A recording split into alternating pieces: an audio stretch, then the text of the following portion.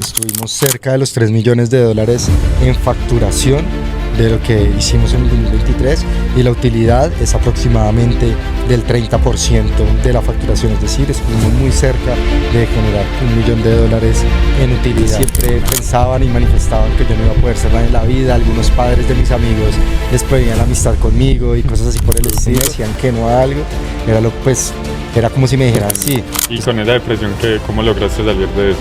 No, con marihuana no me tienes. No, mentira, no. Entregamos la oficina, que entregamos el contrato también radial. Yo siempre he sido como muy, cuando veo una oportunidad, quemo los barcos, así estuviera ganando dinero, que tenía cierta información en un formato de PDF por $19, o casi que esa misma información que estaba en ese ebook, pero si se grababan unos videos y se hacía como un formato audiovisual, que inmediatamente podía valer 10 veces más, podría valer $190, 200, $500 medio de trabajo semanal de solo 8 horas a la semana, es lo que yo trabajo en promedio. Solo 8 horas a la semana. Sí, le sumaría una frase a ese: hasta que funcione, disfrutando del proceso.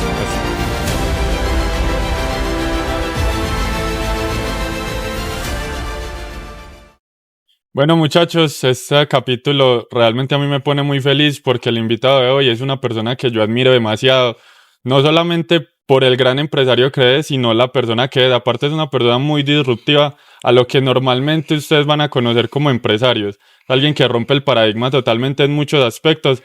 Entonces para mí hoy es un honor presentarles a Oscar. ¿Cómo estás? Muy bien, bro. ¿Cómo vamos? Muchas gracias, mi hermano, por venir.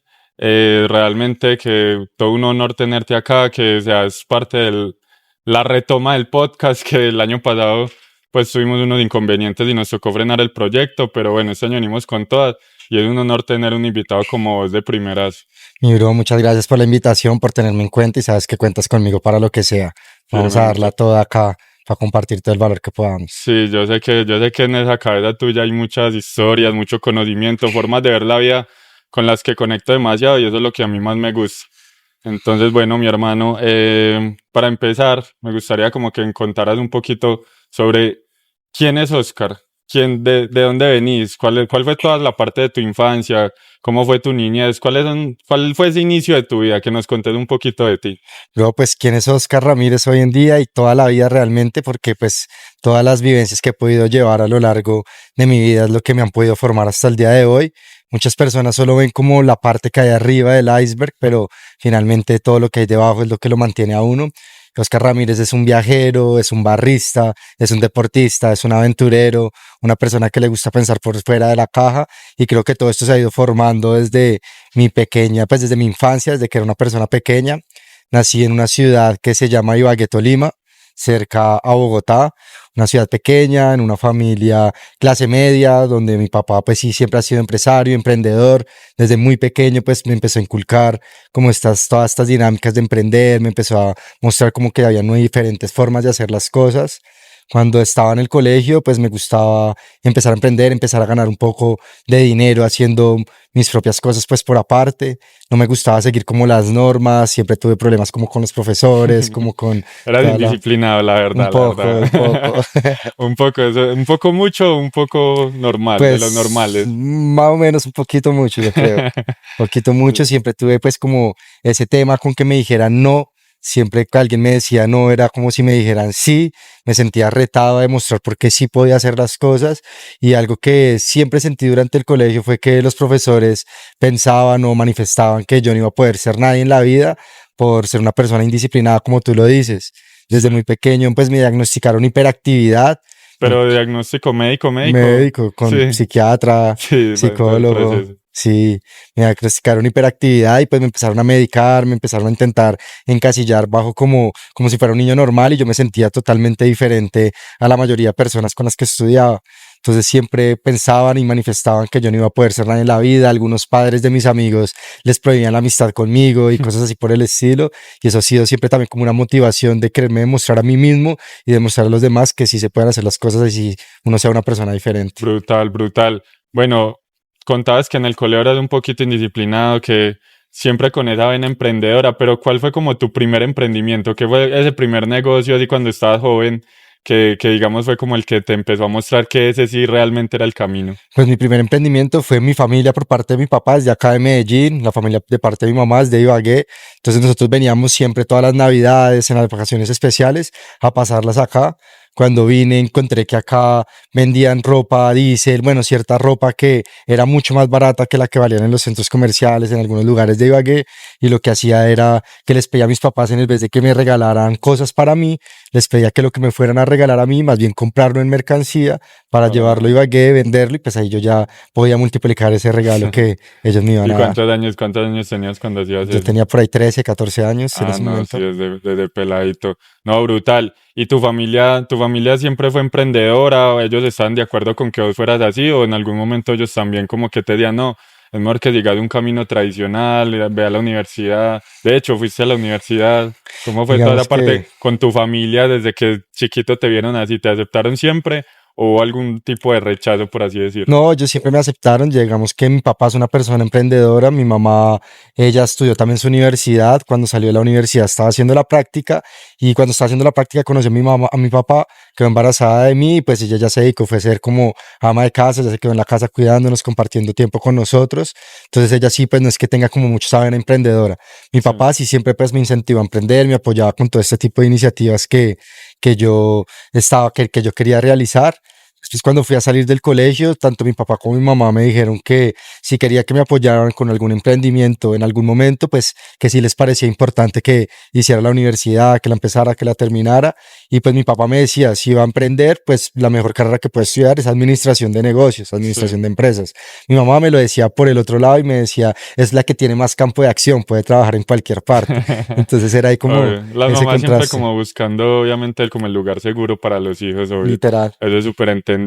En tu adolescencia, de pronto tenés como alguna historia, algo así, que realmente te haya marcado, que haya sido como algún momento duro, que probablemente, no sé, si nos escuche un pelado que tiene 13 a 14 años en este momento y esté en una situación similar, vea como esa luz en vos de alguna manera. ¿Tenés de pronto como alguna situación así en mente que también, mejor dicho, te activó más esa llama interna?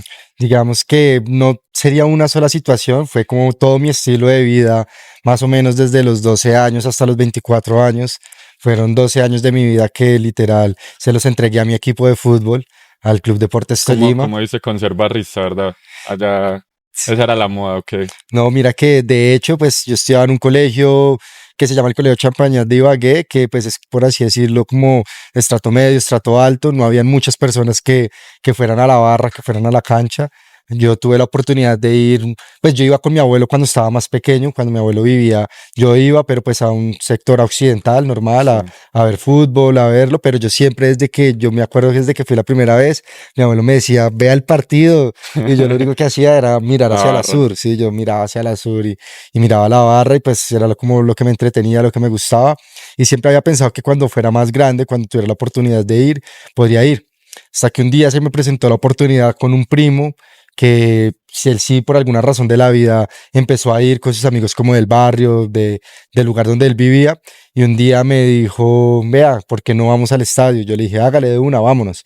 Yo supuestamente tenía que ir a una clase de tenis, me volé del lugar donde estaba haciendo la clase de tenis y me fui con él para el estadio y tuve la primera oportunidad de entrar ahí, literal, fue amor a primera vista, fue así la Yo te sensación. entiendo, yo también de los 14 años, a los 13 años empecé a ir a Sur y entiendo esa sensación de tribuna, la energía, todo eso, claro, en ese momento Desde ese es momento es fuerte. una pasión muy, muy fuerte, muy grande y me gustó un montón y desde ahí literal entregué mi vida a la cancha. Y eso sí fue lo que marcó una diferencia con mis papás. Ellos nunca me apoyaron en esto. Para ellos siempre fue como lo peor que yo podía hacer en la vida. Tan así es que después de yo ir como a 3 o 4 partidos más, fue que ellos se dieron cuenta que yo estaba yendo a la cancha y pues me dijeron todos los privilegios que tienes hasta el día de hoy o Vale. eso. Y ¿Y al yo, menos tu papá es hincha del Tolima o no, no, no es hincha tampoco? del Tolima. Ni Ni siquiera mi siquiera. papá es hincha del Tolima, es del Nacional, weón. Entonces, ¿y Imagínate. entonces qué te decían en... Entonces, no, pues me dijeron que todos los privilegios que tenía hasta ese momento, que pues no me volvían a prestar el carro, bueno, diferentes cosas. Entonces yo les dije que no, que pues por mí no había ningún problema, que otra vez lo mismo, si a mí me decían que no a algo, pues, era como si me dijeran sí. Entonces me sentí retado en ese momento y más continué yendo, ya sin necesidad de pedir permiso, ya finalmente mis papás no me estaban dando nada, yo podía hacer lo que yo quisiera, pero me obligó también a empezar a buscar otras fuentes de ingreso, a emprender más duro, a empezar a vender cosas, en Claro. fin, entonces digamos que eso me habilitó y me incentivó mucho más a emprender y a nunca rendirme durante todo ese camino. Claro, ¿y en algún momento fuiste barra de ir a viajar en mula y todo eso? ¿Fuiste 100% metido en la tribuna viajando por el Tolima o solamente ibas a A todos molestar? lados, viajé a todos lados, a todas las canchas del país las conocí, algunas en tours con la barra, otras también guerré un montón, de las guerreadas más largas que me pegué acá en Colombia, fue hasta Pasto, como 8 días guerreando ida y vuelta. Y Y qué hacías en ese momento para poder sostener todo, pues como ese estilo de vida de barrista, teniendo en cuenta que te tocaba viajar, supongo, muy seguido y pues boletas, y la alimentación, todo eso, ¿cómo hacías para costearlo en ese momento? en parte con lo que te digo, yo ya había hecho un capital con lo de la venta de ropa, lociones, maletas, gafas, diferentes cosas que lograba conseguir acá en Medellín. Ya tenía unos proveedores que me mandaban pues como un catálogo de lo que tenían disponible. Yo les pedía lo que me pedían por encargo, también ya tenía mi propia mercancía y la vendía. Esa era pues como la principal fuente de ingresos. Otras de las fuentes de ingresos fue que yo cuando estuve más pequeño, yo estuve en Kumon y yo hacía como que era como un tema ahí de Sí, matemáticas sí, como clases aparte del colegio de sí. matemáticas. Entonces yo me logré terminar como incluso estando como en octavo del colegio, ya había terminado todos los niveles y pues yo ya sabía muchas matemáticas y yo lo que hacía era que los exámenes también de matemáticas en el colegio los hacía y se los rotaba a todo el salón y me Ahí hacía también con eso ibas ganando. a mí me hacía Brutal. una Y buena entonces, liguita. ¿cuántos años dijiste que habían sido desde los 14 hasta los 24? Fue como desde los 12 años hasta los Hasta los 24 años o 24. 25. De hecho, yo llegué acá a Medellín a hacer la universidad, Ah, llegué a hacer 11 porque pues ya después de cierto punto, ya como que mis papás vieron que se les había salido como de control el tema claro. de la barra. Me echaron también de mi colegio porque incluso habíamos creado un parche de la barra que era pues de puras personas del colegio. Entonces me echaron del colegio pues esa fue la razón por la que me echaron y me trajeron a vivir a Medellín. Se aceleró todo como un año. El pensado siempre era que veníamos acá para hacer la universidad, pero se aceleró un poco ese proceso. Nos vinimos para acá, para Medellín, y yo continué viajando desde acá, desde Medellín, guerreando solo cada 8 días a las diferentes canchas del país. ¿Y a qué universidad entraste? En EAFIT, estoy acá en EAFIT, ¿Alcanzaste a administración. estudiar? ¿Y cuánto hiciste en EAFIT? Toda la carrera. Toda la carrera. Ah, tú Toda te la carrera. graduaste Sí, de sí. administración de empresas. Lastimosamente, y para este podcast no puedo decir que soy un dropout, pero, Sí, vea, pero se hasta dio, se en eso dio. digo que rompe todos los esquemas de un emprendedor tradicional. Ya vas a ver por qué te digo eso, porque quiero que contes también cómo es tu estilo de vida actualmente, que he visto lo que compartís en redes sociales y es muy diferente a lo que la gente cree. ¿A qué edad fue que empezaste la universidad? Yo empecé la universidad a los 17 años. Vos fuiste buen estudiante, pues no perdías materias, y Marica, así. si te dijera que me gradué con promedio 4.5, weón. Promedio de 4 o 5, no, siempre has visto más que todo un tema de disciplina, ¿cierto? Que De disciplina y que en el momento en que yo iba a entrar a la universidad, pues yo también, durante toda mi adolescencia y como barra, también pues yo fumé mucha marihuana, ¿sí? Digamos que hacía parte de mis hábitos, de mi consumo diario. Y cuando salí del colegio, mis papás dijeron como, no, no le vamos a pagar la universidad ni nada no, hasta que no deje de fumar esa vuelta, tiene que internarse en un centro de rehabilitación, cosas así por el estilo. Y yo en ese momento les pregunté que por qué. Yo ahí en ese momento quería también estudiar en una universidad, quería estudiar administración de negocios, porque lo consideraba que era importante para mi proceso de emprendimiento a futuro. Y me dijeron esto, que era porque iba a perder materias, que iba a tener una inestabilidad donde me iba a estar cambiando de carrera constantemente. Entonces yo ahí en ese momento les dije, hagamos algo. Si yo, páguenme la universidad, déjenme estudiar en la universidad que yo quiera, lo que yo quiero estudiar, en fin. Y si por algún motivo llego a perder una materia o quiero cambiarme de carrera, ustedes, ¿cómo se van a enterar de eso? Porque los van a llamar directamente del Centro de Rehabilitación de la Luz. Vea, acá está su hijo en la portería del Centro de Rehabilitación y se quiere internar. Entonces ese claro. fue como un trato que yo hice con ellos. Cuando entonces yo entré, lo vi como un desafío. A mí siempre me ha funcionado mucho el quererme desafiar ante las diferentes circunstancias de mi vida. En ese momento me desafía que me iba a ir muy bien y que le iba a demostrar a ellos y al mundo que podía fumar marihuana y que podía irme bien en la universidad. Y en ese momento pues entré y el primer semestre me quedó como en 4.6. ¿sí? ¿Y qué pasó ahí? Cuando quedé con el semestre en 4.6 me di cuenta que las personas que sacaban mejor promedio eran los que podían escoger primero horario para el siguiente Claro, semestre. sí. Entonces, al pasar eso, lo que yo hacía era que se escogía el horario y podía dejar lunes y viernes libre para poder viajar todas las semanas a ver jugar al Tolima. Entonces, era como Todo era en función del todo era en Tolima. función del Tolima. Entonces, esa era como mi motivación principal. Sabía que no podía quedar por debajo de 4.5 porque si quedaba por debajo de 4.5 no iba a poder seleccionar horario de primero y me iba a tocar estudiar esos días que no me iban a permitir poder viajar a ver jugar a mi equipo. Brutal, no.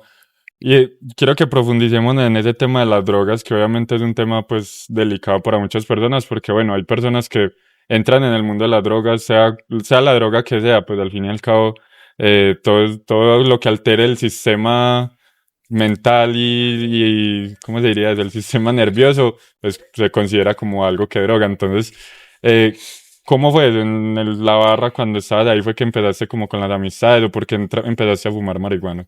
Yo empecé a fumar, incluso no fue directamente en la barra, de pronto ya a consumirlo de forma más habitual, de pronto sí, pero antes de entrar a la barra, yo creo que por ahí 6 meses, algo por el estilo, con uno de mis amigos del colegio, el primo de él, lo hacía y simplemente me preguntó, oye, ¿usted alguna vez ha fumado? Yo le dije que no. Entonces él me dijo que sí me gustaría, y yo le dije que sí, yo le dije que sí, que me gustaría probarlo y ya simplemente fuimos a la casa del primo de él por la tarde, lo probé, fumamos y me gustó. Como te había contado, ya me diagnosticaron hiperactividad desde muy pequeño. A mí me medicaban con unos medicamentos, con unas pastas psiquiátricas, pues para esa hiperactividad. A mí no me gustaban esas pastas porque me quitaban el apetito. Sí, Algunos días lo me he daban escuchado. pesadillas, me agüevaban un montón en el colegio y demás. Entonces, como que cuando fumé por primera vez marihuana, fue como que sentí una calma, una paz, una tranquilidad, que yo dije, no, Claro. marica, esta es mi medicina, con esto me voy a medicar. Y a partir de ese momento, cuando lo hice por primera vez, me rebelé, no me volví a tomar las pastas y me empecé a medicar yo mismo con el cannabis. ¿Y tus papás cómo se dieron cuenta que estabas fumando marihuana? ¿Vos le Nos dijiste? pillaron como la cuarta vez que lo estaba haciendo, nos pillaron los papás de mi amigo del colegio, Ah, estábamos en la finca de ellos, los papás habían salido disque de rumba, como que se les había quedado la tarjeta para pagar, qué sé yo, se les había quedado algo en la casa, cuando se devolvieron a la finca, llegaron y ya era el carnaval del humo. Bueno, Ah. yo quiero que me des tu opinión en este momento respecto al consumo de drogas. ¿Vos crees que un emprendedor de alto rendimiento, una persona que lidera una empresa, que tiene un equipo grande y tiene bastantes responsabilidades, puede consumir algún tipo de sustancia? ¿O cuál es tu opinión respecto a eso en este momento? Yo creo que un emprendedor, un empresario que tiene un equipo, que tiene su propósito muy claro, literal puede hacer lo que quiera. ¿Sí? Y otra cosa es que lo vaya a hacer de manera habitual, otra cosa es que vaya a abusar de cualquier droga y no solo de droga, sino de cualquier mal hábito, se le podría decir, ya cambia totalmente y se pasa de la línea. Pero mientras sea algo esporádico, mientras sea de vez en cuando, mientras sea y lo disfrute, lo haga bien, con responsabilidad, testeando las cosas, no excediéndose, yo creo que uno como empresario puede hacer cualquier cosa y eso no va a determinar ni el éxito ni el fracaso de una persona. Sí, porque por ejemplo ahorita en este momento, si nos vamos a un personaje, por ejemplo, tipo Yados, que él en su filosofía y en lo que él comunica siempre es cero alcohol, cero drogas, cero mujeres, solamente madrugar, en unas rutinas muy estrictas y pues sé que vos sos como muy diferente en ciertos aspectos respecto a eso. Entonces yo quiero que, bueno, primero nos contés un poquito sobre tu rutina, ¿cierto? ¿Cómo es tu día a día y tu estilo de vida actualmente? Ya después quiero que vayamos al momento de cómo descubriste lo que haces en este momento, que ya también lo compartimos.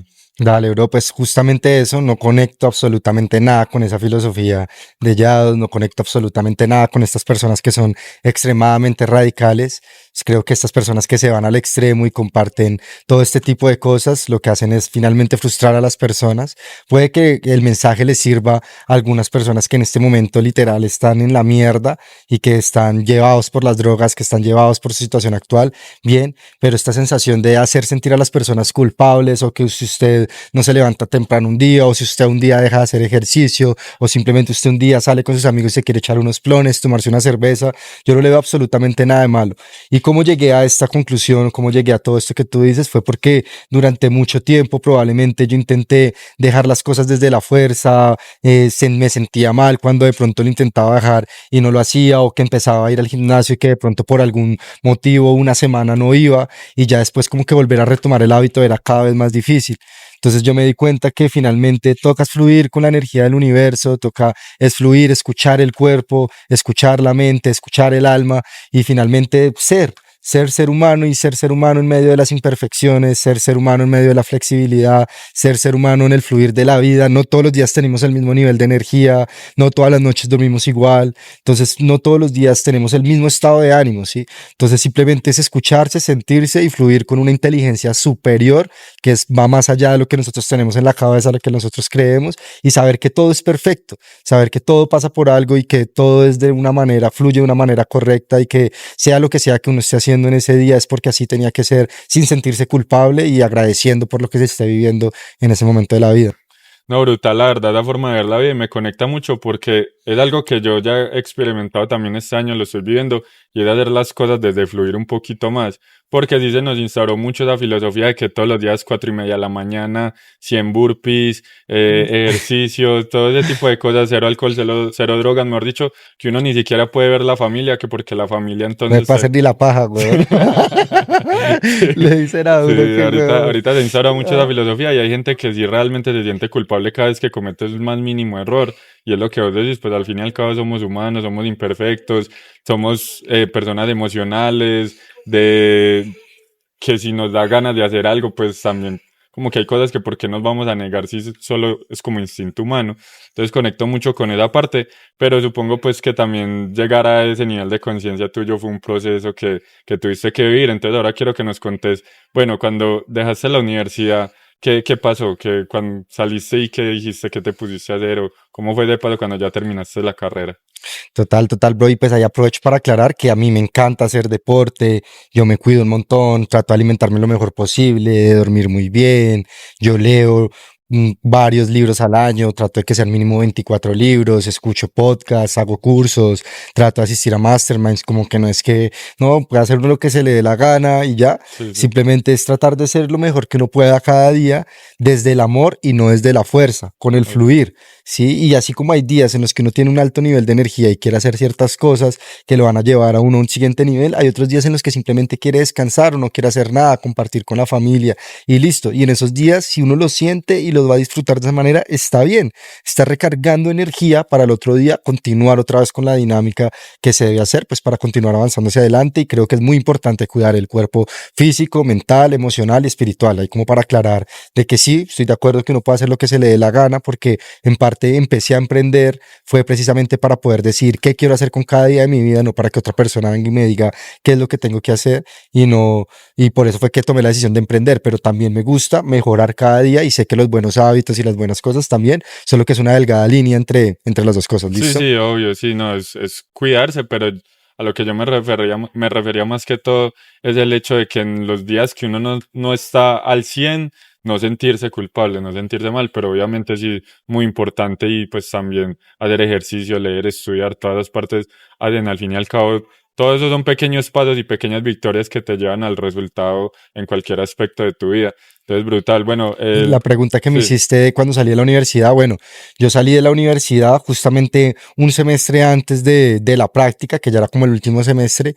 Tuve la oportunidad de irme de intercambio para Brasil. Estuve en Brasil durante 8 meses, haciendo un voluntariado en unas ONGs de allá, ayudándoles a plantear como toda la estrategia de marketing para recaudar fondos. Este voluntariado fue solo durante 4 meses y medio, y los otros 3 meses y medio tuve la oportunidad de irme a conocer Brasil, recorrerlo, irme a mochilear, sacar mis habilidades de montar el bus, no, mentira, pero sí sacar mis habilidades recordando las viejos tiempos en la barra. de mochilear, de saber que podía subsistir con poco dinero. Descubrí que se podían hacer voluntariados en los hostales, hostales y simplemente intercambiar quedada en el hostal por algo de trabajo y en fin, sabía que con poco dinero podría subsistir, entonces esa fue la manera en la que me pude quedar durante 3 meses y medio, conociendo personas, extranjeros, parchando, disfrutando cada día y la verdad fui extremadamente feliz durante ese tiempo. Ya después se me acabó el viaje, tenía los vuelos de vuelta para Colombia, llegué a Medellín, cuando llegué ya la mayoría de personas de mi semestre, de mi carrera, habían encontrado su práctica. Entonces ya quedaban como las últimas opciones de las cuales ya las personas como que no las querían tomar, como que eran ahí medio suaves y ahí es donde yo digo que todo en la vida es perfecto. Porque habían unas prácticas que probablemente eran chimbas. A mí me tocó, yo creo que una de las peores prácticas que puede existir, pero fue lo mejor que me pudo pasar en ese momento. ¿Qué me tocó hacer a mí? Entré a una empresa acá en Medellín que se llamaba Anacol, es una empresa como exportadora de bananos, en fin. Sí. Entonces entré a hacer la práctica ahí y me tocó como en el área de cartera, en un cubículo literal de uno por uno, en un computador, haciendo gestión de cobro de personas que no habían pagado sus facturas de envío de una mercancía, entonces tenían retenidas las mercancías en otras partes del mundo porque también era como una naviera que prestaba el servicio de exportación a otras personas.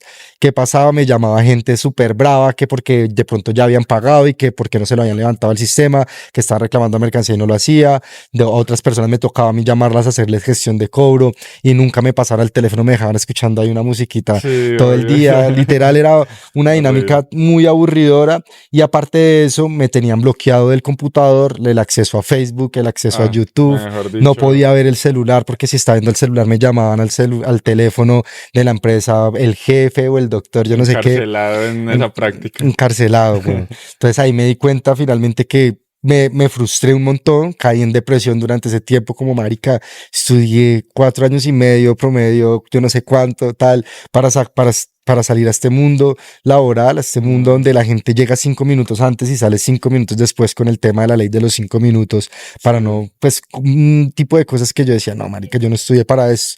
Y ahí cuando terminé esa práctica tomé la decisión de que nunca más iba a volver a trabajar en mi vida. ¿Y cuántos años tenías 17 años. cuando te graduaste? Sí. Ah, no, No, me gradué 17. Yo entré a la universidad 17, fueron 5 años, 22 tenía en ese momento. 22 años. Y con esa depresión, ¿cómo lograste salir de eso? No, con marihuana no mentiras. No mentiras, no. Durante ese tiempo, pues nada, yo ahí entré en esa depresión y de verdad estuve bastante deprimido. Yo llegaba a mi casa después de ese trabajo y yo lloraba, yo decía, marica, yo no quiero esto para mi vida, yo prefiero estar vendiendo sándwiches o manillas en cualquier playa Sí. del mundo, a lo Ya bien. pensándolo en cómo Sí. irse para Brasil a vender Sí, manillas. güey, donde sea, yo decía, no, yo prefiero estar vendiendo sándwiches, manillas, haciendo voluntariados en cualquier hostal que estar en un cubículo de esto. Y que era lo que más me frustraba, que era mi primer contacto con el mundo corporativo, laboral, y que yo veía que sí, yo era el practicante y bueno, estaba ahí, pero yo veía que las demás personas, así tuvieran salarios más altos, en fin, tenían un cubículo más grande, sí, pero era lo mismo, O sea, güey. que la silla fuera mejor. Sí, tenían un cubículo más grande, tenían el mismo horario, tenían que vestirse de cierta forma, que el tema del doctor, doctora, tal, no me gustaba para nada y pues como que yo dije, no, yo no estudié es para para esto, mí. pues que esto no es para ¿Y mí. qué pasó? ¿En qué momento entonces tomaste la decisión y qué acciones tomaste entonces en ese momento para cambiar tu situación, tu triste situación de 4 años en la universidad, 5 años prácticamente, para salir a casa por cárcel, Casa por oficina por oficina cárcel? por cárcel, no, marica, yo ahí dije, no, es literal la carrera de las ratas, qué vuelta. Tin, yo salí, yo les dije a mis papás, yo no voy a hacer esto, tal cosa, ya les di el gusto que ustedes querían, ya terminé la universidad, vea, acá está el cartón, yo me voy a ir a viajar por el mundo. Durante ese tiempo que estuve ahí, pues como que también yo ya sabía, continué haciendo lo mismo de poder vender ropa en Ibagué, lociones, yo seguí siempre como con ese negocio Comerciando ahí en bajo. En la práctica también pues me pagaban, era creo que como el salario mínimo en ese momento, entonces pues yo todo eso lo que hice fue guardarlo durante todos esos 6 meses y cuando salí tenía ahorrados, me acuerdo, como 2,5 millones, 3 millones de pesos, era lo que tenía ahorrado en ese momento, vendí otra mercancía de eso, como 1,5 millones más, me hice 4,5 millones y con eso me fui a viajar por Latinoamérica, me fui mochileando desde acá, solo, desde Colombia, solo, solo 100% solo con solo. mi maleta. salí con mi maleta y me fui mochileando, llegué hasta Argentina, volví a Brasil, es decir, me fui durante 8 o 9 meses a viajar por el mundo, mochileando, haciendo voluntariados en los hostales, ahí como que, Y en sí, esos voluntarios que te tocaba hacer. al comienzo, cuando al principio, literal atender en la recepción, cuando llegaban personas, en fin, digamos que ahí fue la primera vez también que tuve como contacto con el marketing, donde me empecé a dar cuenta que era más valorado un tipo de trabajo como, digamos, realizar un logo para el hostal o manejo de Sí. redes sociales. Ahí ya se empezaba a hablar de redes sociales y todo este tema, esto era 2013, ¿sí? Sí, estaba muy crudo Entonces, Instagram por esa época. Yo creo que fue ni porque existía, apenas. weón. Yo creo que Sí, era puro Facebook en sí, esa época.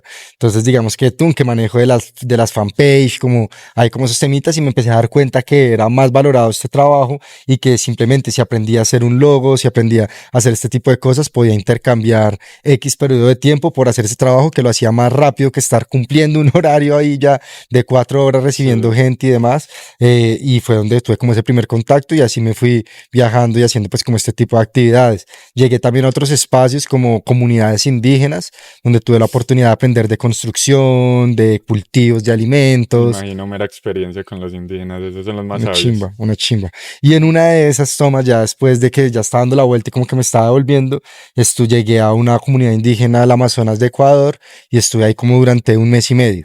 Y cuando estuve ahí durante ese mes y medio, llegó una toma de ayahuasca a la comunidad y tuve la oportunidad por primera vez, yo casi que sin saber qué era, de tomar por primera vez medicina y eso me expandió un montón como Justamente la ese era uno conciencia. de los temas que más quería tocar contigo porque pues lo comparto 100%, lo he vivido también y sé realmente el impacto que puede llegar a tener cuando uno tiene ese tipo de acercamientos a las medicinas ancestrales. Entonces quiero que nos contes un poquito más sobre eso, qué pasó en esa toma, cómo fue. Hay mucha gente que es le tiene miedo literal, ni siquiera tanto respeto, miedo porque creen que es algo muy diferente y uno en su cabeza antes de que lo hace tiene como algo muy diferente a lo que realmente uno vive. Desde tu experiencia, cómo fue la primera vez y qué más ha pasado con la medicina desde ese entonces. Digamos que ahí fue la primera experiencia con esta ayahuasca, fue muy bonito porque no fue como buscado en un lugar turístico, nada, simplemente llegó la medicina a la comunidad indígena en la que yo estaba, lo tomé con puros indígenas, literal, para mí, yo le digo, fue volver a nacer. Ahí pude hacer como las paces. Yo he tendido a ser muy, muy radical y muy extremista con mis decisiones, ¿sí? Por lo mismo apasionado que soy, sigo, no, es que no voy a trabajar, no trabajo, no, es que me voy a viajar por el mundo, me voy como sea y no me importa. Sí, entonces he sido como muy extremista y eso yo siento que me llevó un poco más hacia el centro. Yo me di cuenta en ese momento que sí, que tenía dos tipos de libertad, una libertad geográfica porque podía estar en cualquier parte, otra libertad de tiempo porque finalmente pues manejaba mi tiempo y no tenía que cumplir un horario fijo de trabajo, pero también me di cuenta que me hacía falta algo que era la libertad financiera, ¿sí? Y que pues ya tenía todos los instrumentos también a mi disposición, a mi alcance, había estudiado en una buena universidad, tenía la posibilidad de, si volvía y hablaba con mis papás, probablemente me apoyaran en algún emprendimiento más fijo, en fin. Entonces como que ahí fue donde se me volvió a abrir todo, agradecí por todo ese camino que había recorrido durante esos 8 meses, pero volví a sentir la necesidad de estar cerca de mi familia, de volver a mi país, de volver a Colombia, y ahí fue como que tomé la decisión de volver. Desde ahí fue como mi primer acercamiento con este tipo de medicinas. Literal me sentí lleno de amor, siento que limpié un montón de cosas y de cargas del pasado, desde el juzgamiento que tenía de los profesores, de los papás de mis amigos, de mis propios padres, sí, que le Sí. instalan a uno de pronto ciertas creencias limitantes. Pude quitarme como esas creencias limitantes que tenía al interior y todas esas ganas también de quererle demostrar a los demás algo y ya empezarme a preocupar más por mí, por mi propia esencia, por mi propio presente y mi propio futuro. Entonces ahí tomé la decisión de volver gracias a eso y literal no volví a tener la oportunidad de tener acercamiento con medicinas ancestrales por muchos años. Eso fue, como te digo, en el 2013, 2014 y cuando tuve otra vez la oportunidad de volverme a acercar a las medicinas ancestrales fue más o menos como en el 2022. Sí, entonces fueron siempre como 8 años porque yo ni siquiera sabía que habían comunidades donde uno la puede ir a buscar Sí, fácilmente, ya por sino acá en que la ciudad, por acá sí. en la ciudad o pues en lugares cercanos. Brutal, brutal. Y desde eso pasaron 8 años y durante esos 8 años, ¿qué hiciste? ¿Qué te dedicaste cuando ya regresaste? Regresé acá a Medellín y bueno, ahí como el primer tiempo como descansar, volver a valorar lo que es una ducha de agua caliente, lo que es dormir en una cama Un cómoda, colchón, una almohada, una cobija, como ese tipo de cosas lo que uno básico. pues ya da por sentado y pues obviamente en los hostales y más como voluntario, muchas veces pues no son como este tipo de comodidades, es otro Sí. el tipo de cosas las que uno busca. Entonces, pues me di como el tiempo de eso, me empecé, dije, no, tiene que haber otro camino. Y empecé entonces como a leer libros de emprendimiento otra vez, a repasar varias cosas, en fin. Cuando me di cuenta que un amigo de Ibagué había llegado a vivir acá a Medellín, le escribí que nos viéramos, nos vimos, nos tomamos unas polas, estábamos ahí hablando y me contó que había llegado a montar una empresa acá en Medellín.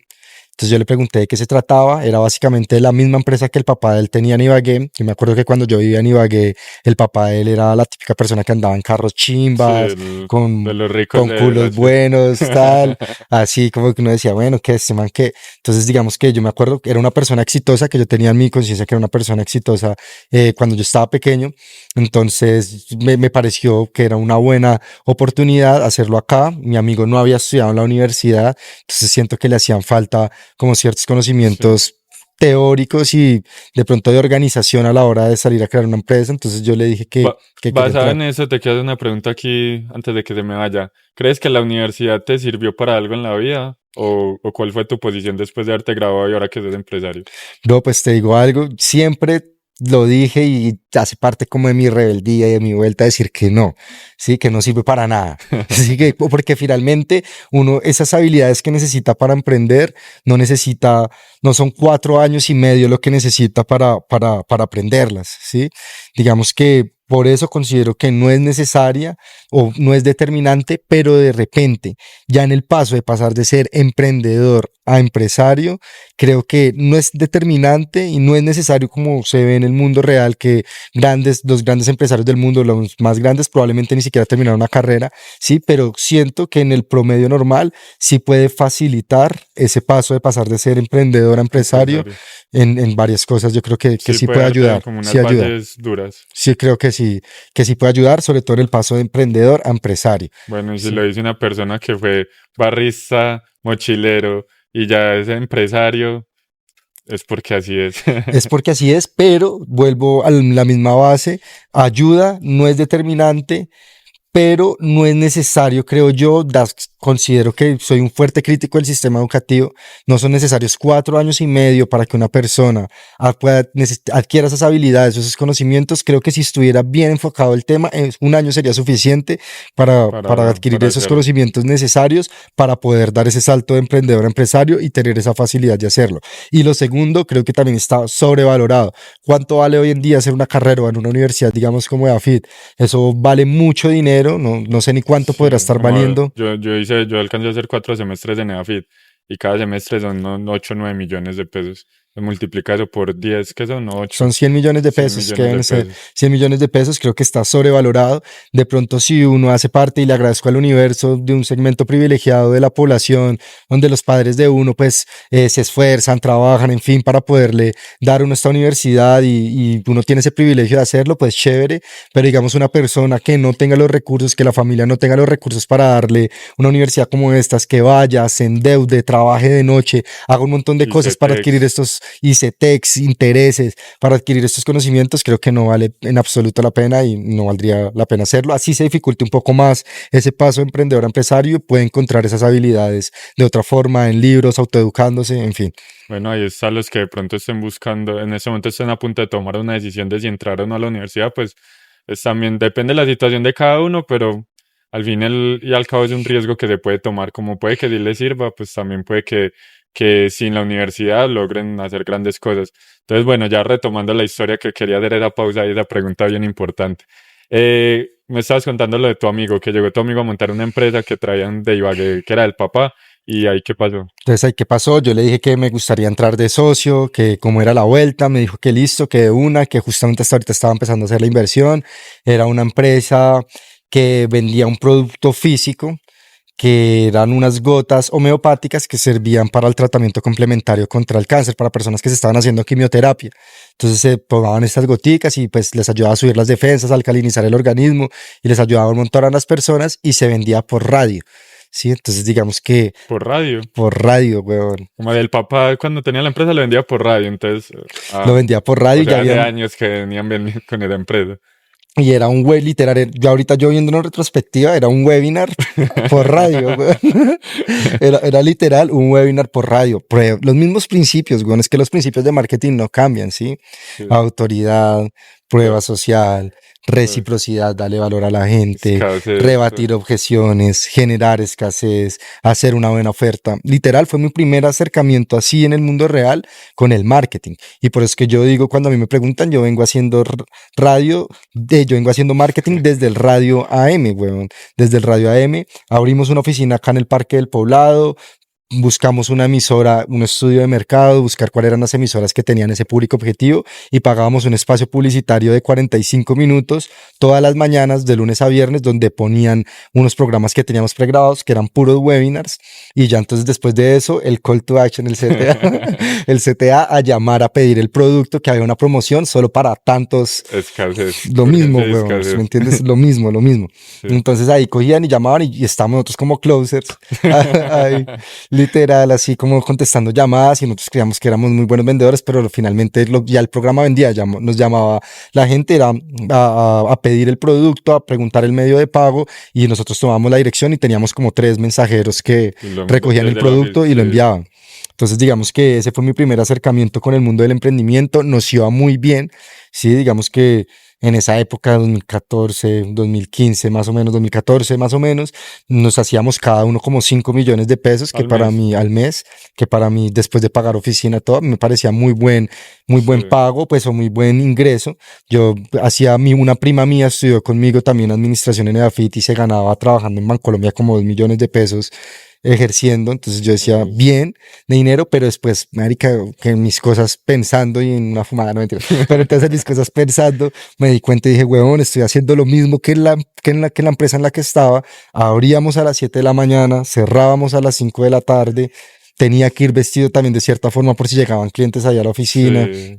Nunca fue tu estilo, nunca No fue fue tu mi estilo. estilo, entonces yo decía, no, marica, sí, ya no soy un empleado, pero soy un autoempleado. Y desde ahí entonces me empecé a hacer como esas críticas y ya, pues ya después de eso, para continuar, fue pues cuando empezamos a vender ese producto por internet y ya fue como empecé a trascender pues como en el mundo ya del De- marketing digital. Del marketing. Ahí fue que empezaste a estudiar marketing digital. O cómo fue? Digamos que ¿Cuál estuve fue tu ahí, primer acercamiento ya al mundo del marketing digital en serio, el actual? ahí, porque nos quedaba mucho tiempo libre, digamos que ponle tú que el programa era por la mañana, Trina, por ahí 1 hora contestando llamadas, estaban anotando rápido, después ya eran enviando productos y llegaba una que otra persona muy espaciada, entonces yo tenía tiempo para leer y para estudiar, siempre me ha gustado leer, estudiar, hacer otro tipo de cosas, entonces digamos que en algún momento me apareció por Google o por Facebook, no me acuerdo, un anuncio publicitario de unos hermanos de Argentina, que eran los hermanos Lozón, que enseñaban a vender por internet. Entonces yo también era muy crítico y yo decía, bueno, marica, acá nos está yendo bien, pero tenemos que cumplir un horario en una oficina, tal vuelta. Además, a pesar de que nos va bien, estamos un medio de comunicación que va en declive. Cada vez son menos las Ajá. personas que escuchan Radio. radio, cada vez son más las personas que están conectadas a internet. Tenemos que poder empezar a vender esto por internet. Listo, empecé a hacerme el cursito, lo compré, empecé a hacer el curso, vi cómo era toda la dinámica de montar una landing page, vi cómo era toda la dinámica de montar anuncios por Facebook, todo, y listo, bien. Entonces, ¿qué hice? Montar ese producto, monté la landing page del producto, monté los anuncios por primera vez. En esa época casi que Facebook le pagaba a uno por hacer anuncios. No, yo me imagino CPM a No, 0,20 pero centavos. nadie hacía publicidad por internet, entonces Facebook necesitaba que la gente hiciera publicidad, casi que le pagaban a uno literal, te lo juro, le daban bonos a uno para que invirtiera y probara, Sí, uno pagaba 100.000 pesos y tenía yo no sé cuántas cantidades de claro, impresiones, estaba el mercado 100% virgen ahí en ese momento. estaba full, entonces digamos que hicimos eso, huevón, cuando me di cuenta había configurado la plataforma que creo que se llamaba WooCommerce, algo así, que era la plataforma para poder hacer el cobro del producto. Cuando me di cuenta, bueno, lo subí todo, subí los anuncios, como a los 3 días que fui a revisar, marica, como 15 pedidos.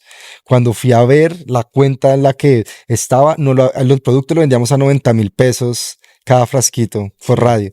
Lo había subido a $90. Lo había subido a $90 y se había generado ventas a $90.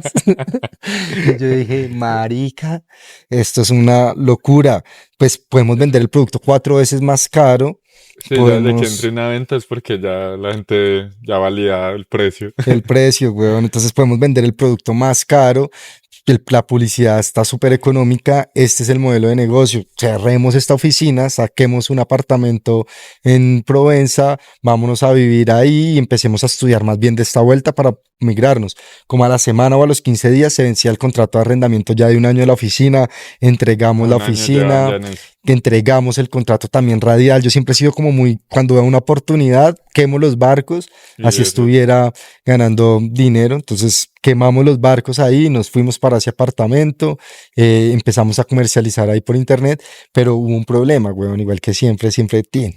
siempre Pasa está la algo. piedrita en el camino.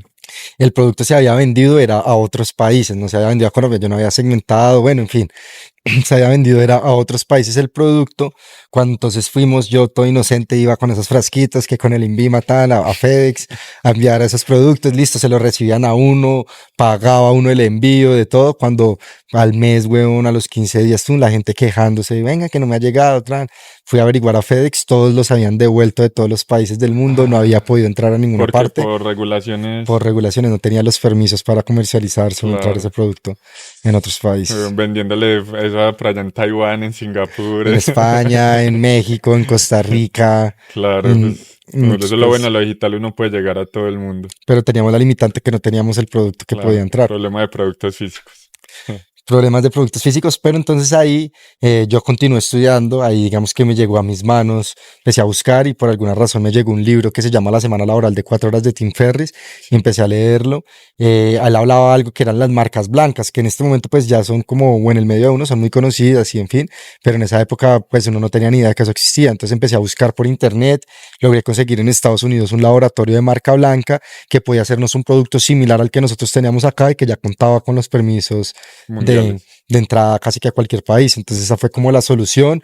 Nos aumentó el costo de producto porque pues ya era un producto, no compraba el laboratorio de Fusagasugá, Cundinamarca, sino, sino por allá en Estados Unidos. Entonces subió el costo, pero igual era muy rentable porque la publicidad era demasiado económica. Entonces Claro. empezamos a vender, tenía dropshipping, conseguí una empresa que lo comercializaba y empezamos ahí literal con el e-commerce y nos fue muy bien durante un Estamos periodo de hablando de tiempo. qué año. Estamos hablando del año por ahí 2015. Eso fue 2014 fue que empezamos. Ponle tú que estuve 3 meses ahí investigando, 2014-2015. Estamos hablando de eso. Bueno, y ahí como para que avancemos, porque quiero que nos contes a lo que te dedicas actualmente. Entonces, de pronto, ¿qué pasó importante en ese rango desde que tenías esa empresa? ¿Cómo fue toda la transición, digamos, a tu modelo de negocio actual, a lo que te dedicas?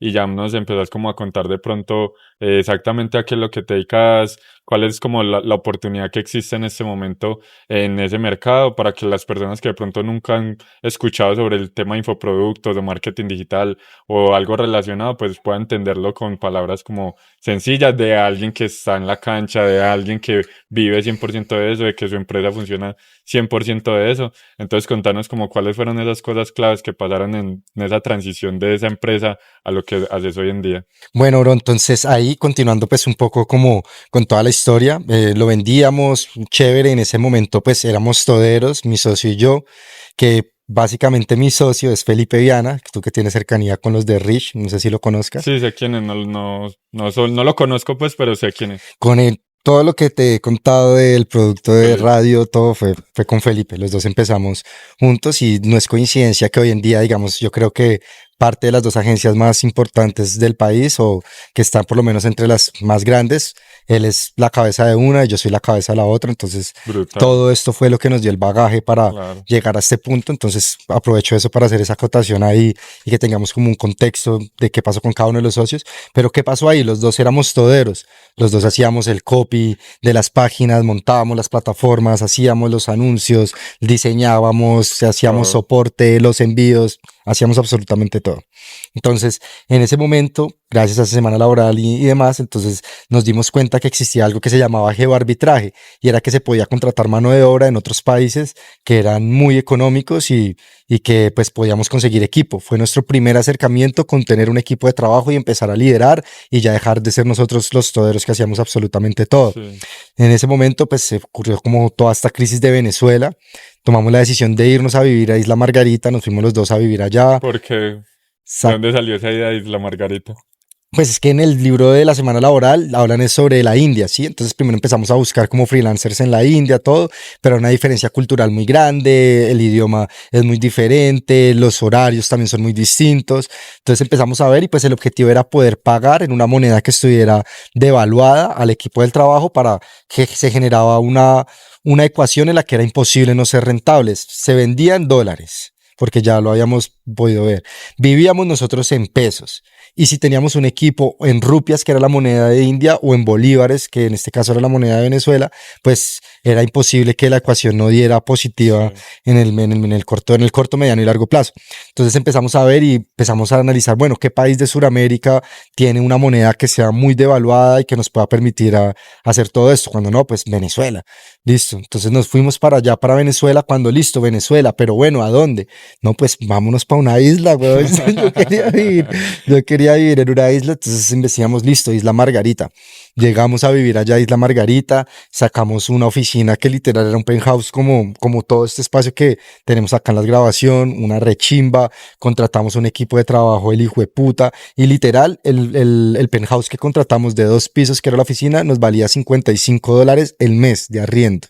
El salario mínimo en ese momento en Venezuela eran $12. Nosotros a lo que menos le pagábamos era como $35, que era 3 veces el salario mínimo, pero igual era muy barato para nosotros y fue la primera vez que logramos tener diseñador, editor Todo de el equipo video, completo. programador, personas de soporte, vendedores y montamos todo el ecosistema ya para poder empezar a vender a otra escala este producto que habíamos conseguido en Estados Unidos. ¿Qué pasó? Con el paso del tiempo empezaron a subir los costos de publicidad de Facebook. Con el paso del tiempo, Facebook empezó a tener ciertas restricciones sobre productos médicos, nombrar la palabra cáncer, enfermedades, poner fotos de gente enferma.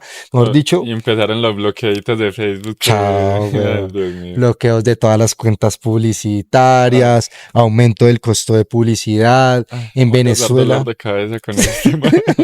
en Venezuela empezaron a dolarizar también ya después de cierto punto las cosas y ya los salarios empezaron a incrementar, nos triplicaron el alquiler de la oficina en la que estábamos. Es decir, se nos subieron todos los costos al punto que ya mantener el negocio era insostenible, porque ya a lo que podíamos vender los productos, sin cuentas publicitarias, todo, es decir, nos tocó cerrar todo y devolvernos.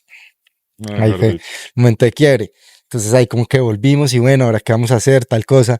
Ahí nos acordamos que justamente el curso que habíamos hecho de los hermanos Lozón por allá hace como 2, 3 años, cuando empezamos a vender ese producto, era un curso que hablaba de vender infoproductos, ¿sí? Entonces ahí fue como ¿Cuál es la definición de infoproductos para una persona que de pronto no sepa? literal, infoproductos es vender información, ¿sí? Entonces vender cualquier tipo de información, ya sea un curso digital con videos o un ebook tipo un PDF o audios, es vender información, vender educación en línea, que la diferencia con un producto físico es que en el producto físico están todos los costos asociados que hablaba anteriormente, comprar un producto, inventario, almacenamiento, transporte logístico, regulaciones, todo, todo a eso. diferencia de un infoproducto que es algo que tú haces, es información que subes a la nube y cuando alguien la compra desde cualquier otra parte, pues simplemente le llega como una copia o un acceso a esa Y de información forma inmediata. y de forma inmediata. Entonces, ¿cuál es el único gasto que tendrías ahí en teoría? Sería el gasto de la publicidad que pagas a la plataforma Facebook, YouTube, a lo que sea, para que el producto llegue a otro lugar y ya te da lo mismo vender uno que vender 1 millón o vender 1000. Justo hablando de infoproductos, estaban en Cachín, una venta. cachín. Bueno, brutal. Entonces que se dieron cuenta de lo de los infoproductos gracias a ese curso que ya habían hecho y ahí que dijeron, bueno, metámonos por acá. Metámonos por acá, empecemos a vender infoproductos, tal, empezamos a analizar cómo podíamos hacer todo. Ahí fue donde empezamos a analizar siempre algo acá importante, es analizar como la red de contactos, las personas que están alrededor de uno. Y fue cuando, digamos, llegamos a Eduardo Flores, que es como la otra persona que también hace parte de Rich y pues de todo todo esto, Felipe Viana llegó a Eduardo, le compartió esta idea del modelo de negocio, de que se podría hacer algo, porque Eduardo tenía unas comunidades muy grandes de Instagram, tenía Academia para Caballeros, Academia para Emprendedores, Academia para Damas, que eran cuentas con miles de seguidores, y básicamente Felipe le planteó la propuesta de que nos encargábamos de hacer como los ebooks o estos infoproductos para comercializarlo por medio de sus redes sociales, porque en esa época, como generaban ingresos estas redes sociales que eran muy grandes, simplemente vendían publicidad a empresas que vendían o emprendimientos que vendían lociones, Sí. ropa, gafas, en fin. Entonces, digamos que era como un modelo de negocio donde se podía parar de vender esta publicidad a esas empresas o complementar esos ingresos de la publicidad con la venta de productos propios. Sí. Entonces empezaron a vender como ebooks en ese momento. Contratamos unos freelancers, nos ayudaron a escribir unos libros, se diseñaron la vuelta Nada de y hacían inteligencia secuencias. artificial en En esa esa época época para no escribir. existía, güey. En esa época lastimosamente no existía. Entonces ahí se pudieron mandar a hacer estos ebooks y se empezaron a vender por medio de las comunidades que tenía Eduardo. Yo pude entrar en uno de esos proyectos que era Academia para Emprendedores. Sacamos también unos ebooks, unos programas pues enfocados en emprendedores y se vendían por ahí por medio de estas comunidades y eso empezaba a generar ciertos ingresos, ¿sí?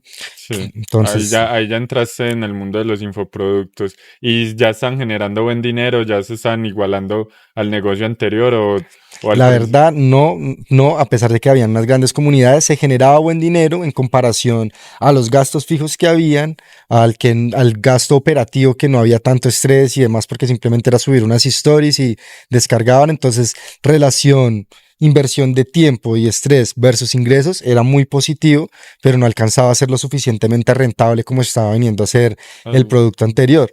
Sin embargo, estamos hablando antes de pandemia, estamos hablando más o menos año 2017, 2018, sí, es Sí. 2019, estamos hablando que fueron estos años que se dio todo esto. ¿Qué pasó? Yo dije, bueno, marica, con este dinero que me está entrando, me puedo otra vez volver a ir a viajar por el mundo. Entonces me fui otra vez, fue otra vez que cogí la maleta, pero esta vez hacia Centroamérica, Panamá, Costa Rica, Nicaragua, Honduras, Salvador, Conoces ya, Guatemala, México. conoces bastantes países ya, ¿no? Sí. ¿Has estado en Asia también, en No, Europa? Solo solo he por subido acá. hasta Estados Unidos, he querido irlo como en orden. Me Ah, hice todo Sudamérica cuando salí de la universidad y he vuelto varias veces a algunos países durante este periodo. Después me hice Centroamérica, he vuelto a varios países durante este tiempo. Y este brutal. año el año pasado tuve la oportunidad de estar en Estados Unidos y quiero terminar ahorita Canadá y ya ahí sí dar el Para allá. salto para el otro Brutal. lado. Brutal. Bueno, y ese modelo de negocio que en ese momento habían otras personas hablando de eso, con el mercado, ya la gente entendía que era eso, o en su momento era algo totalmente nuevo y la gente era muy escéptica. Era algo totalmente nuevo. En esa época a la gente le daba miedo pagar por internet. Eran ebooks que valían $19 y aún así no eran tan sencillos de vender. Se vendían por el volumen de seguidores que habían en estas comunidades y sí entraba un buen dinero, pero pues no es lo que es hoy en día, ¿sí? Entonces digamos que antes de la pandemia la gente no estaba tan bancarizada, la gente no estaba dispuesta a estudiar por internet, la gente no le tenía miedo a pagar por internet y eran como varias limitantes, pero que igual permitía generar un ingreso, que fue lo que me permitió irme a viajar, que recibía este ingreso en dinero y aparte de eso continuaba haciendo mis voluntariados, pero ya sabiendo también que podía contratar un freelancer que me hacía una página web, que me hacía unos logos y intercambiaba un mes de quedar en un hostal por una página web que me valía $30 mandarlo a hacer con un freelancer de Sí, Venezuela, estabas ¿sí? ahí Entonces ganando estaba bien. parchado, tenía mi dinero para comer cuando quisiera en cualquier restaurante de la ciudad, para salir a parchar, tenía Sí. mi dinero y estaba con mi movilidad 100% hasta que llegó pandemia. ¿Cuál fue ese salto cuántico en tu vida? ¿Cuál fue ese momento en el que ya venías de esos negocios, como como que sí generabas, pero no estabas como generando pues en gran cantidad, pasar del estrés de lo ¿cuál fue ese salto cuántico o eso que pasó en tu vida que te llevó a otro nivel? Digamos, yo creo que han sido varios saltos cuánticos, es una consecución de saltos cuánticos. Primer salto cuántico fue pasar de estar mochileando por Sudamérica y empezar a tener una empresa que me generaba 5 millones de pesos mensuales, pero que tenía que invertir todo mi día haciéndolo. Ya después fue un siguiente salto cuántico que fue poder entregar una oficina y poder empezar a trabajar desde mi apartamento vendiendo este producto por internet. Después fue otro salto cuántico que fue dejar de hacer todo yo solo y poderme ir a Venezuela y contratar un equipo de trabajo que hiciera las cosas por mí. Después fue un siguiente salto cuántico que fue dejar de vender productos físicos y empezar a vender productos digitales en el cual ya me podía estar movilizando por el mundo con una libertad financiera, con una libertad de tiempo, de espacio y demás, así no fuera que tuviera dinero excesivo para Sí. comprarme el carro de mis sueños o en fin, cosas por el estilo. Y el siguiente salto cuántico fue en plena pandemia o antecitos de pandemia, antes de pandemia. Nosotros, cuando te estoy contando esta venta de infoproductos, nosotros lo hacíamos por Clickbank, porque en esa época ni siquiera existía Hotmart. Sí. Hotmart llegó a Colombia más o menos creo que en el 2018. Es que todo eso está nuevo. Hotmart llegó más o menos en el 2018 y fue cuando escuchamos por primera vez hablar de Hotmart, nos reunimos con ellos, nos citaron en una oficina que quería mostrarnos el modelo de negocio, en fin, y nos contaron que había una persona en México que se llama Luis Carlos Flores, que tenía el de la fórmula de lanzamiento, Ah, ya, que, ya. que tenía, en ese momento no estaba la fórmula de lanzamiento acá en el habla hispana, solo en Estados Unidos, pero él había hecho el curso de la fórmula de lanzamiento allá y él tenía una comunidad que se llamaba Niños de Ahora con su esposa y él hizo un lanzamiento de más de $1.000.000. Entonces fue cuando nos contaron los de Hotmart como marica, Un se millón de puede hacer dólares $1.000.000 vendiendo vendiendo información. infoproductos, weón, se puede hacer vendiendo un producto de entre $297 y $500. Entonces nosotros, marica, ese fue el siguiente salto cuántico, darse cuenta que se podía vender un ebook que tenía cierta información en un formato de PDF por $19 o casi que esa misma información que estaba en ese ebook, pero si se grababan unos videos y se hacía como un formato audiovisual, que inmediatamente podía valer 10 veces más, podría valer $190, 200, $500, simplemente Sí. por cambiar el formato Siendo de la la misma información, información. ¿sí? Entonces fue como el siguiente salto cuántico, darnos cuenta de eso. Ahí conseguimos una experta que se llama Carolina Molina, que es una persona que es una psicóloga de familias, una psicóloga que ayuda a las madres a que críen asertivamente a sus hijos. ¿Cómo la conseguimos? Él nos dijo, vea, tan niños de ahora tienen esta comunidad, entonces dijimos, marica, Por ahí el es. nicho es ese, tal, bueno, ¿y cómo nos conseguimos una experta en crianza? Tal, nosotros no somos papás, nosotros no sabemos nada del tema, listo. Al otro día me fui para una librería, para Panamericana, y empecé a mirar cuáles eran todos los libros de crianza que habían ahí en Panamericana. Entonces empecé a ver y empecé a buscar los autores ahí, sí, ya obviamente había Instagram, en fin. Sí, ya. Empecé a buscar como los autores de esos libros en Instagram, cuando me apareció Carolina Molina, que tenía como 100,000 seguidores, tenía 2 libros que había publicado, hablaba bien ante las cámaras y se veía que tenía buena energía. Y fui a ver y seguía a Morir de Risa, que era una de las cuentas de Eduardo, De- entonces que era pues ya socio de nosotros en algunos proyectos. Entonces le mostré a Eduardo, mira, está esta persona. Eduardo le escribió a ella como 15 días antes de que empezara la pandemia. Mira, queremos proponer tu negocio, tal vuelta. Ella dijo, dale de una. Cuando nos reunimos por ella virtualmente, le mostramos cuál era la idea de lo que teníamos, dijo que de una, que le encantaba. Cerramos la negociación con ella y tuvimos la oportunidad de alcanzar a grabar el programa y Antes alcanzar a grabar algunos anuncios y algunas cosas antes de que cayera pandemia y justo cae pandemia, los papás locos con todos los niños en la casa, weón, no sabía qué hacer con ellos No, todo el mundo y, loco con todo el mundo. y fuimos y lanzamos ese programa, invertimos como $3.000 en publicidad y facturamos $45.000 así en 24 horas. ¿Cuánto? $45.000 en 24 Repitamos horas. esa parte para que la gente entienda el poder de eso. Básicamente invertimos $3.000 en publicidad, tomamos la audiencia que ella tenía, un trabajo de 2 semanas grabando curso, grabando algunas cosas, hicimos el lanzamiento y con una inversión de $3.000 facturamos $45.000. Ja. O sea, eso es Así, un ROAS, un retorno de inversión de como de 15 más o menos. como el 15%, 15 Brutal, veces. brutal. Y me imagino que ahí sí dijeron, bueno, muchachos, la rompimos, la No, experta ya, feliz, todo el mundo feliz, pero ahí ya había empezado la pandemia. ahí ya había empezado la pandemia. Y uno en que se gastaba la plata. Uno en Justamente, pandemia. como que fue puta, pero entonces era muy paradójico, muy contraintuitivo. Uno se metía a Instagram, veía noticias, lo que fuera, todo el mundo quejándose, todo el mundo que se estaba quebrando, que estaba cerrando los locales, que estaban despidiendo a la gente. Y uno decía, marica, qué cagada, como hijo de puta, si es el momento en el que más dinero hemos ganado nosotros. Entonces, eso Es siempre me ha diferente. llevado a ver y decir, marica, realmente las crisis no existen. No importa si es una pandemia, si es una guerra, si es una quiebra, si es una crisis económica global, cualquier cosa que pase, siempre en las crisis es cuando se genera mayor transferencia de dinero, ¿sí? Sí. Entonces es cuando pasan unas personas, se van a la mierda y otros crecen. Entonces siempre uno tiene que ir cuando vea una crisis. Antes es un crisis, es sinónimo de oportunidad. Es ver de uno de qué lado se quiere estar, del de víctima o el que lo hace.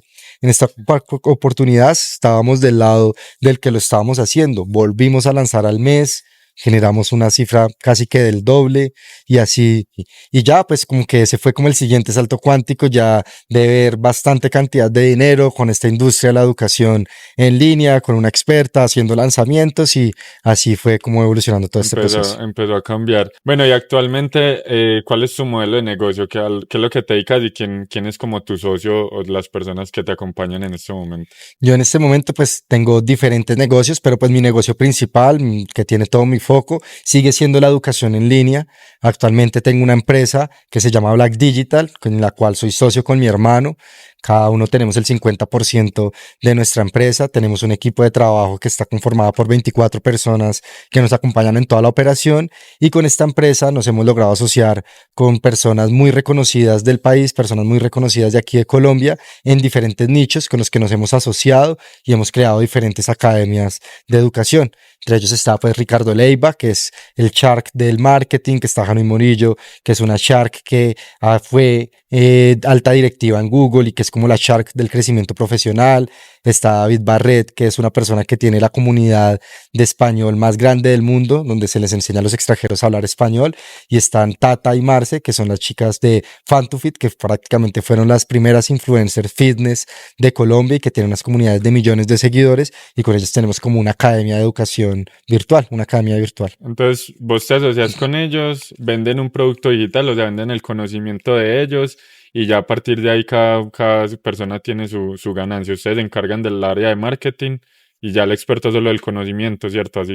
Sí, ellos son como la imagen, ellos son las personas que tienen el conocimiento y nosotros somos como las cabezas o toda la estrategia empresarial que está detrás de esto, porque también evolucionamos durante este periodo a no solo decir como que nos encargamos del marketing, sino que nos encargamos de toda la creación de equipo de trabajo para poder llevar ese marketing adelante, para poder desarrollar los productos, entregar los productos y también pues de temas financieros, legales, contables, en fin, nosotros somos los que básicamente nos encargamos de toda la operación, ellos ponen su conocimiento, hay algunos días en los que grabamos con ellos y ya nosotros nos encargamos de todo lo demás y vamos 50 y 50 con las utilidades del proyecto. Brutal, brutal, brutal. Bueno, y así, no nos tenés que decir una cifra exacta, pero más o menos cuánto dinero puede generar, veámoslo de forma anual, veamos cuánto puede generar este modelo de negocio en un año. ¿Cuánto factura y cuánto puede ser la utilidad de un modelo de negocio así? Nosotros el año pasado tuvimos un crecimiento de casi el 85% en relación a lo que fue el 2023. Estuvimos cerca de los 3 millones de dólares en facturación de lo que hicimos en el 2023 y la utilidad es aproximadamente del 30% de la facturación. Es decir, estuvimos muy cerca de generar 1 millón de dólares en utilidad En un año. en un año. En conjunto con los expertos, es decir, para Black Digital estuvo cerca de los $500,000 en utilidad durante todo un año. Sumando todos los proyectos. Sumando todos los proyectos. Brutal. En ese momento, con todo el dinero que has generado, ¿has pensado en de pronto hacer otras inversiones, otros modelos de negocios? ¿Te has abierto algo más o estás todavía 100% enfocado en la agencia?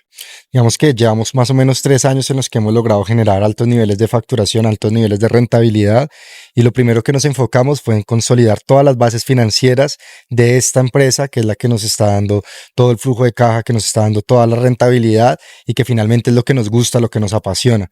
Entonces pues realizamos inversiones en mentorías financieras, mentorías legales, de equipo de trabajo, reinvertimos y mejoramos el equipo un montón, pasamos de tener un equipo que al comienzo eran personas de pronto no tan calificadas, más junior, con practicantes y demás. Actualmente tenemos un equipo de trabajo de muy alto nivel, nos trajimos personas de Platzi, de Bancolombia, de algunas empresas ya del sector tradicional que tienen mucha experiencia y que finalmente pues nos ayudan a llevar nuestros resultados al siguiente nivel. También logramos mejorar todo nuestro equipo audiovisual, tenemos la mejor calidad en luces, en video, en cámaras, en micrófonos, en absolutamente todo.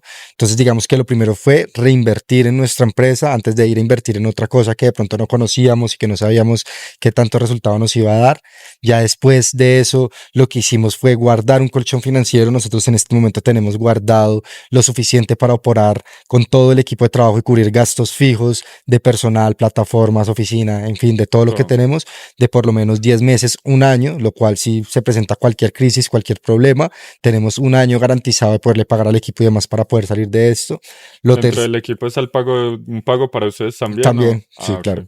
Nosotros también hacemos parte de la planilla o de la nómina de la empresa. Digamos que mi hermano y yo tenemos nuestro salario también ahí, que con eso es con lo que nosotros vivimos. Nosotros logramos diferenciar una cosa es nuestras finanzas personales y lo que nosotros ganamos, y otra cosa es lo que gana la empresa. Digamos, de los montos que estábamos hablando anteriormente, esos son utilidades de la empresa. Nosotros simplemente vivimos con nuestro salario y al final de cada periodo sí nos dividimos una parte de esa utilidad que se genera, nos lo repartimos como dividendo y el resto queda para reinversión, ya sea para guardar colchón financiero, para mejorar equipos o para hacer otras inversiones a través de nuestra empresa, que fue lo que hicimos el año pasado también, y abrimos una discoteca en Provenza, una discoteca de 3 pisos, que hoy en día también pues nos está generando un flujo de efectivo también mensual, y pues ya es un momento en que el que también que está generando rentabilidad esta nueva empresa. ¿Te sigue gustando la fiesta o estar 100% o estar Pues retirado? mira que ando retirado, digamos que no la satanizo, me gusta de vez en cuando, si vienen algunos amigos de Ibagué, vienen a Medellín, o hay alguien que está cumpliendo años,